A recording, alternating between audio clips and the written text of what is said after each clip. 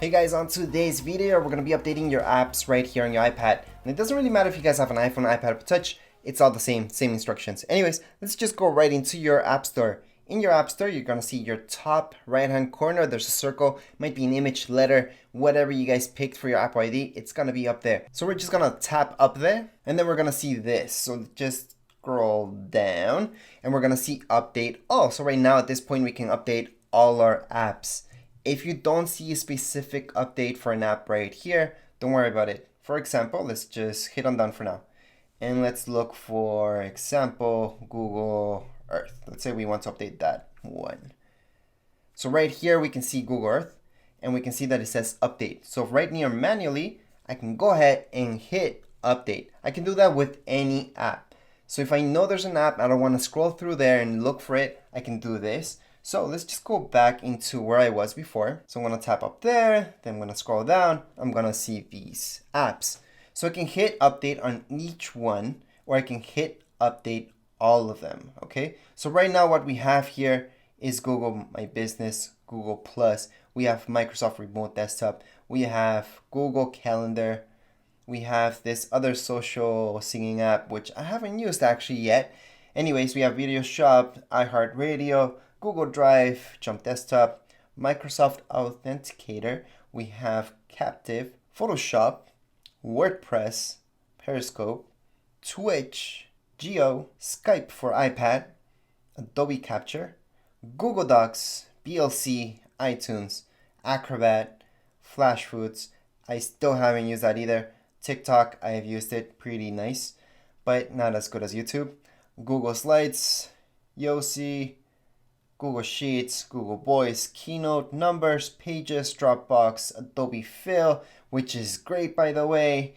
And here's Kijiji, Google Maps, the New York Times, Adobe Photoshop, Whackjack, Nest, Google Chrome, Groupon, Adobe Lightroom, Adobe XD, Wish, Adobe Creative, Flickr, TED, eBay, Amazon, Firefox, Tubi TV, which is okay-ish, Facebook, obviously.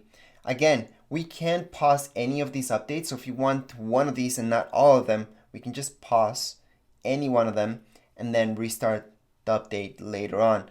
If, let's say, we just want to update one of them, just like I showed you before. We have GoPro, Adobe Spark Video, Roblox, Adobe Spark Post, Indeed, Flip, Facebook Page Manager, Kindle, Microsoft OneDrive, Booking.com, the gift search engine, Snapchat obviously. That's still loading. That's because we hit on update all, so it's gonna take some time. Anyways, Adobe Premiere Rush for video. We have Microsoft Outlook, Spotify, LinkedIn, Bitmoji, Yelp, Pinterest, Twitter, BK, Airbnb, Bumble, Square, Reddit, Tumblr, Instagram, OK, and Messenger. So right now you guys see this circle spinning. That just means it's looking for that update. It's just loading until it becomes and starts loading that update. So if we scroll up, we will see one by one updating. So until this circle becomes complete, just like Google Earth is almost done, then it's just gonna say open and we would be done our update. How long will this take? Well, if you just do one app at a time, it's only gonna take a few seconds for each one. However, if you do them all and you have a ton like right here, then it might take a couple minutes.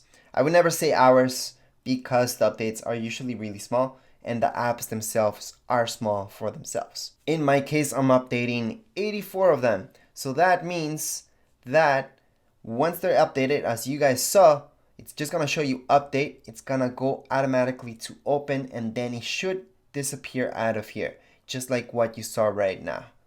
So that little glitch that happens, not really a glitch, that it goes back to update, it's just reloading the app, and that's why we see update, open, and then it goes away. It goes away because it's being updated, so it no longer needs to be inside this list. Anyways, just want to mention that if you guys are having problems downloading any apps, maybe you guys have an older iPad, older iPhone, iPad Touch, then I have a video that's separate for that shows you how to download apps that require a higher iOS or OS without you guys having to update your iPad OS or your iPhone or iPad Touch. So if you guys have an older device, you guys can still download social media or YouTube, Netflix, for example, and make it work. But that's a separate video. It's right here on my channel, so make sure to check that out if you're watching this video for that exact same reason. Anyways, that would be it for this video tutorial. If you guys have any comments, questions, you guys can write down here in the comments area. Don't forget to subscribe and rate. Thank you.